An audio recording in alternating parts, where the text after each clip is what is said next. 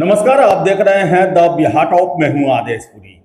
BPSC के द्वारा चौथे चरण की शिक्षक बहाली टीआरई 4 अंततः इसका नोटिफिकेशन यानी कि बहाली जो है वो चुनाव से पहले नहीं आ पाया और छात्र जो है अफसोस और मलाल एक उनके मन में रह गया और आगे अनिश्चितता को लेकर उनके मन में डर सता रहा है। लेकिन बिहार के नेता प्रतिपक्ष तेजस्वी यादव के द्वारा देर से आचार संहिता लगने के बाद कल शाम टीआरई 4 को लेकर एक ट्वीट किया गया।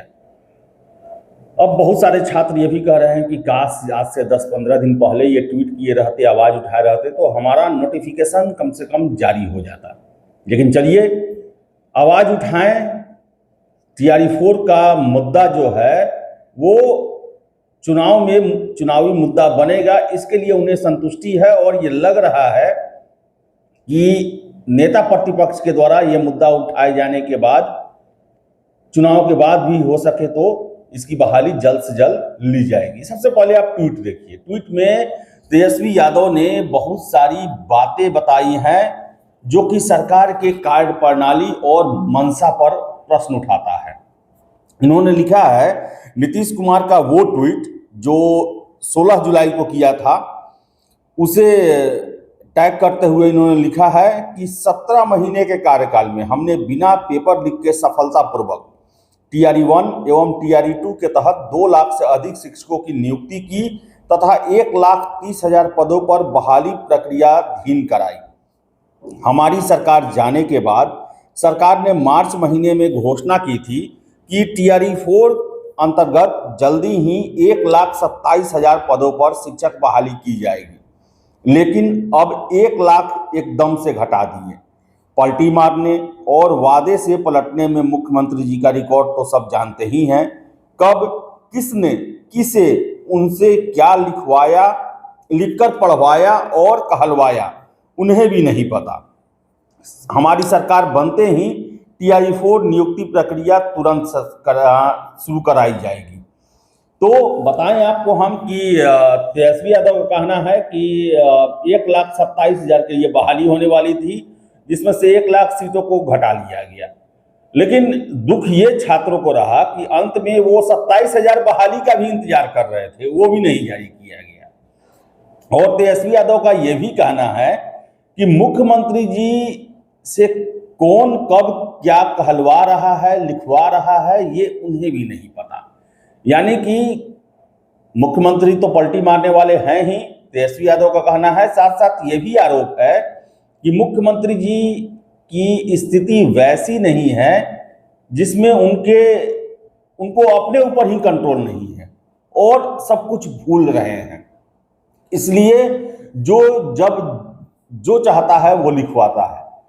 और देखिए कि आज से 1 साल पहले तक हम लोग देखते थे कि मुख्यमंत्री जी जो भी बात बोलते थे, पूरी प्रशासनिक मशीनरी जो है उन बातों को पूरा करने में लग जाती थी। लेकिन पिछले 1 सालों से हम देख रहे हैं कि अब देखिए टीआरई 4 को लेकर ही सीएम साहब के द्वारा ट्वीट करके कहा गया कि हमने जो है इसको लेकर प्रक्रिया शुरू करने का आदेश दे दिया है।